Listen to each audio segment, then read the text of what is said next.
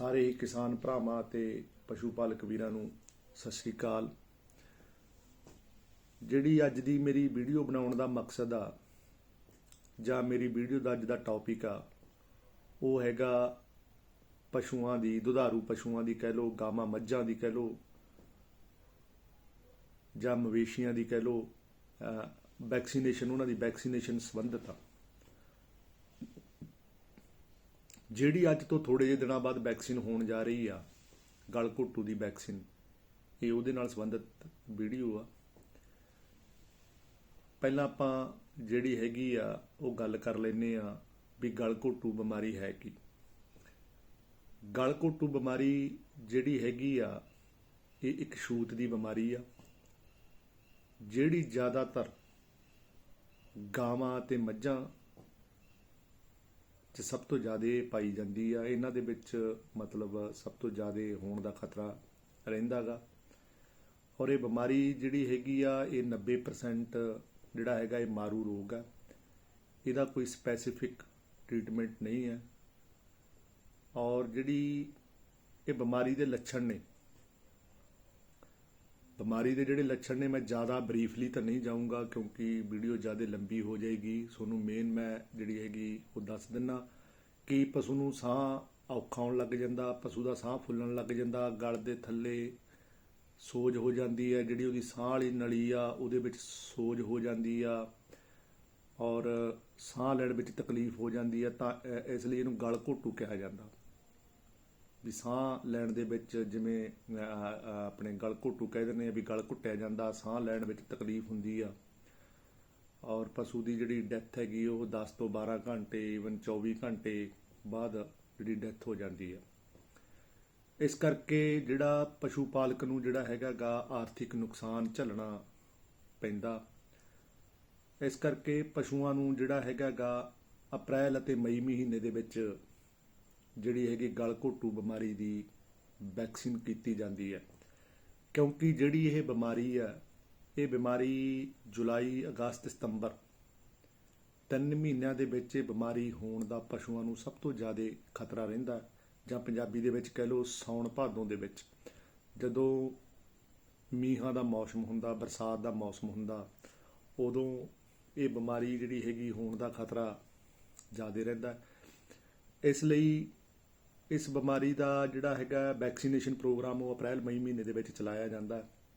ਔਰ ਜਿਹੜਾ ਹੈਗਾ ਕੁਝ ਕੁ ਦਿਨਾਂ ਬਾਅਦ ਜਿਹੜੀ ਹੈਗੀ ਉਹ ਵੈਕਸੀਨ ਸ਼ੁਰੂ ਕੀਤੀ ਜਾਵੇਗੀ। ਪਸ਼ੂ ਹਸਪਤਾਲ ਵੱਲੋਂ, ਉਹ ਸਟਾਫ ਵੱਲੋਂ ਘਰ ਘਰ ਜਾ ਕੇ ਪਸ਼ੂ ਪਾਲਕ ਵੀਰਾਂ ਦੇ ਪਸ਼ੂਆਂ ਨੂੰ ਜਿਹੜਾ ਹੈਗਾ ਵੈਕਸੀਨੇਟਡ ਕੀਤਾ ਜਾਵੇਗਾ। ਔਰ ਜਿਹੜੀਆਂ ਸਾਨੂੰ ਵੈਕਸੀਨੇਸ਼ਨ ਦੇ ਸੰਬੰਧਿਤ ਜਿਹੜੀਆਂ ਪ੍ਰੋਬਲਮਾਂ ਆਉਂਦੀਆਂ ਨੇ ਪਸ਼ੂ ਪਾਲਕ ਵੀਰਾਂ ਦੇ, ਜਦੋਂ ਅਸੀਂ ਉਹਨਾਂ ਦੇ ਘਰੇ ਵੈਕਸੀਨ ਪਸ਼ੂਆਂ ਨੂੰ ਕਰਨ ਜਾਂਦੇ ਹਾਂ ਤਾਂ ਸਾਨੂੰ ਕਈ ਵਾਰੀ ਦਿੱਕਤਾਂ ਦਾ ਸਾਹਮਣਾ ਕਰਨਾ ਪੈਂਦਾ। ਜਿਹੜਾ ਫੀਲਡ ਦੇ ਵਿੱਚ ਮੇਰਾ ਤਜਰਬਾ, ਪਰ ਹੁਣ ਤਾਂ ਜਿਹੜੇ ਹੈਗੇ ਨੇ ਬਹੁਤੇ ਪਸ਼ੂ ਪਾਲਕ ਜਿਹੜੇ ਨੇ ਜਾਗਰੂਕ ਹੋ ਚੁੱਕੇ ਨੇ।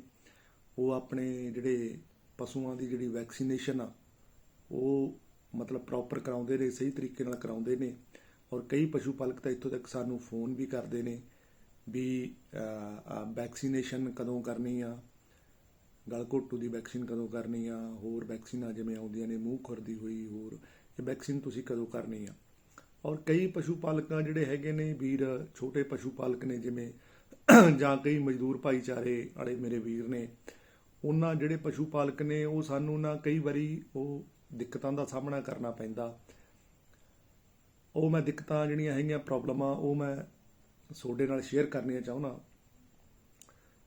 ਕਈ ਵਾਰੀ ਜਦੋਂ ਅਸੀਂ ਵੈਕਸੀਨ ਲਾਉਣ ਜਾਂਦੇ ਹਾਂ ਤਾਂ ਡੋਰ ਟੂ ਡੋਰ ਜਦੋਂ ਵੈਕਸੀਨ ਪ੍ਰੋਗਰਾਮ ਚੱਲਦਾ ਤਾਂ ਅਸੀਂ ਵੈਕਸੀਨ ਲਾਉਣ ਜਾਂਦੇ ਹਾਂ ਤਾਂ ਅਸੀਂ ਪੁੱਛਦੇ ਹਾਂ ਵੀ ਜੀ ਪਸ਼ੂਆਂ ਨੂੰ ਵੈਕਸੀਨੇਟਡ ਕਰਵਾਓ।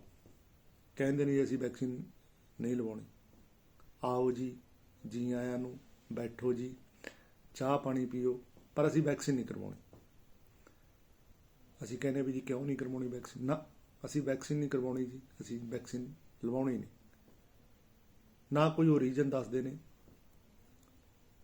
ਦੂਜੀ ਗੱਲ, ਕਈ ਘਰਾਂ ਦੇ ਵਿੱਚ ਸਾਨੂੰ ਇਹ ਸੁਣਨ ਨੂੰ ਮਿਲਦਾ ਵੀ ਇਹ ਵੈਕਸੀਨ ਗਰਮ ਹੈ ਜੀ, ਇਹ ਵੈਕਸੀਨ ਨਹੀਂ ਅਸੀਂ ਲਵਾਉਣੀ।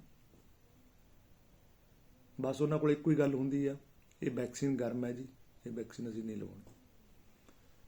ਤੀਜੀ ਗੱਲ, ਕਈ ਵੀਰ ਕਹਿੰਦੇ ਨੇ ਕਿ ਪਸ਼ੂ ਇਹਦੇ ਨਾਲ ਦੁੱਧ ਸੁੱਕ ਜਾਂਦਾ ਜੀ, ਅਸੀਂ ਵੈਕਸੀਨ ਨਹੀਂ ਕਰਵਾਉਣੀ।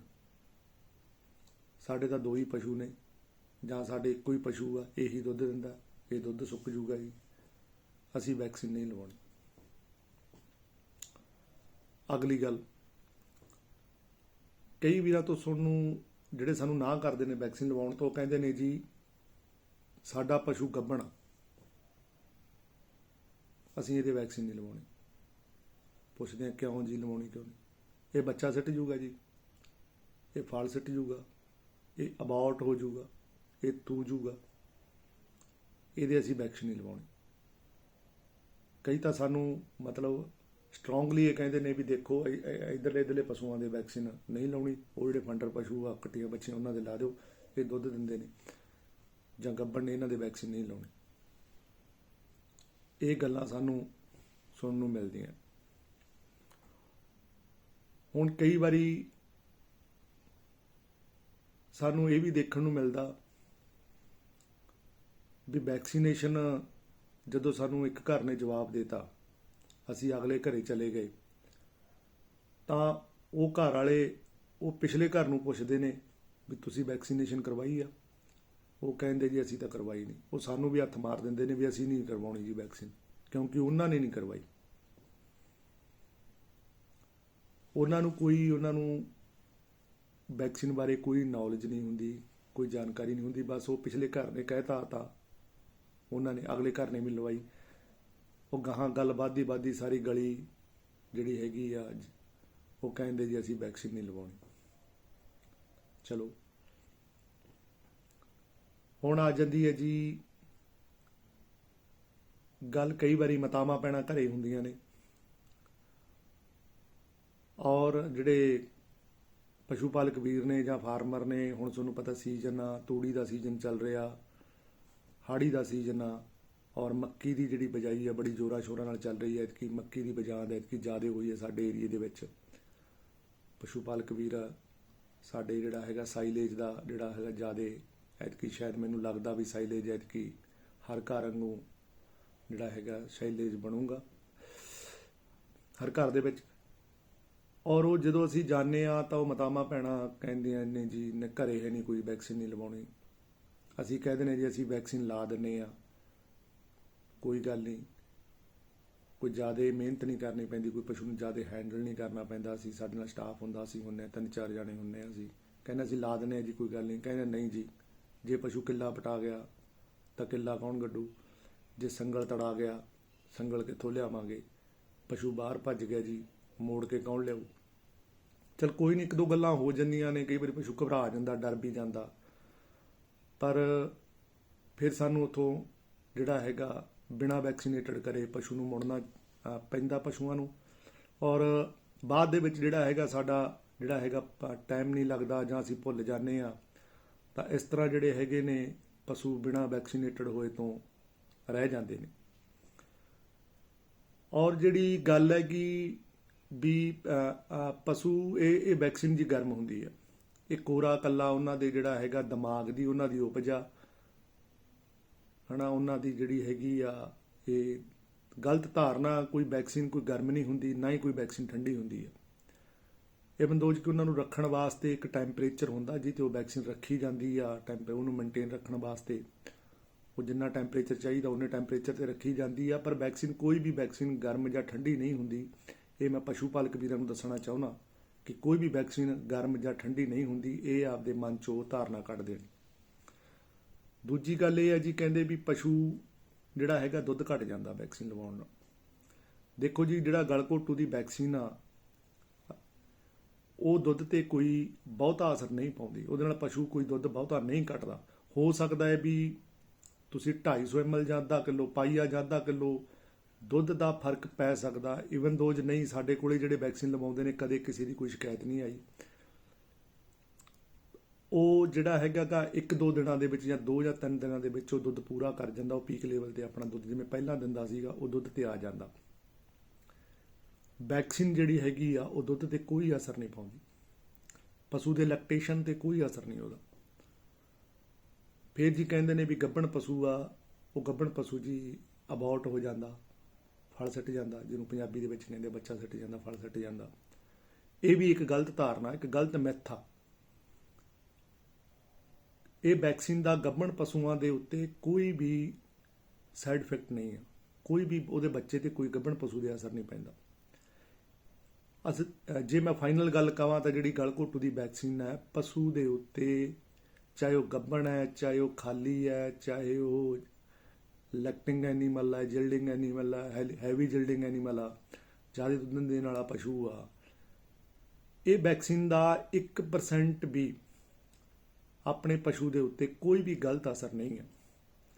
ਇਹ ਸਿਰਫ ਜਿਹੜੀਆਂ ਹੈਗੀਆਂ ਉਹਨਾਂ ਦੇ ਜਿਹੜੀ ਹੈਗੀ ਮਨ ਦੀ ਜਿਹੜੀ ਇੱਕ ਵਹਿਮ ਆ ਵੈਕਸੀਨ ਦੇ ਪ੍ਰਤੀ।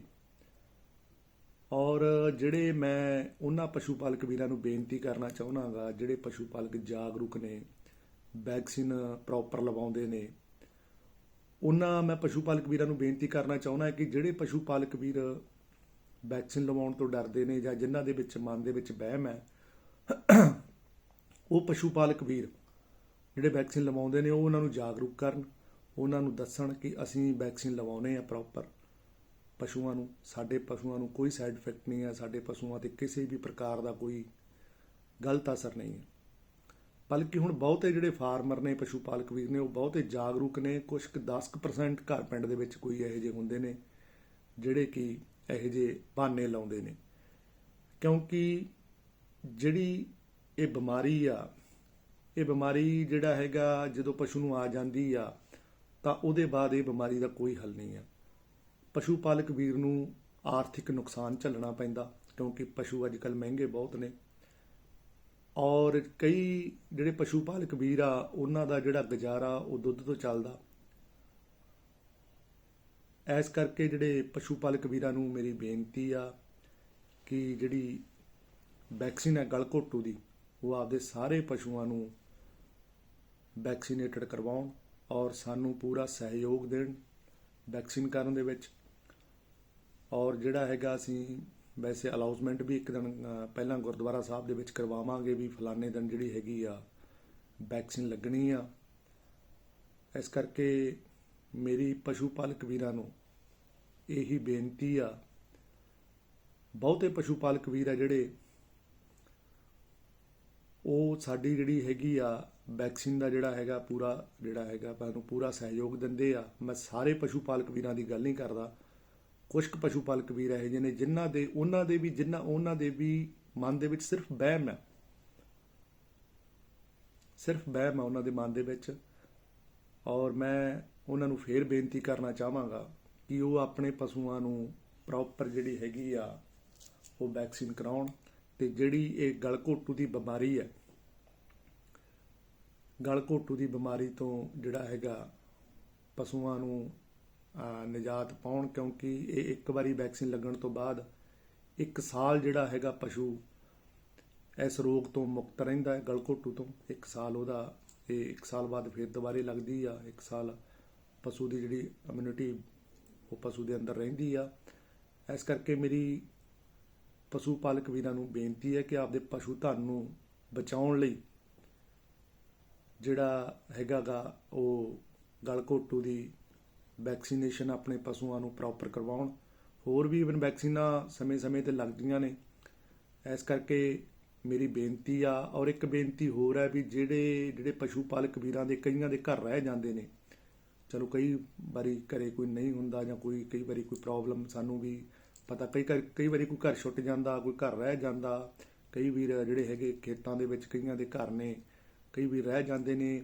ਉਹਨਾਂ ਨੂੰ ਬੇਨਤੀ ਆ ਕਿ ਉਹ ਆਪਣੇ ਜਿਹੜਾ ਨੇੜੇ ਦਾ ਪਸ਼ੂ ਹਸਪਤਾਲ ਆ ਉਹਦੇ ਵਿੱਚ ਸੰਪਰਕ ਕਰਨ ਜਾ ਕੇ, ਜਾਂ ਸਾਡੇ ਨਾਲ ਕੰਟੈਕਟ ਕਰਨ ਜਿਹੜੇ ਵੀਰ ਵੈਕਸੀਨ ਬਿਨਾਂ ਅਸੀਂ ਉਹਨਾਂ ਦੀ ਹੈਗੀ ਜਿਹੜੀ ਵੈਕਸੀਨ ਕਰਾਂਗੇ ਪਸ਼ੂਆਂ ਦੀ।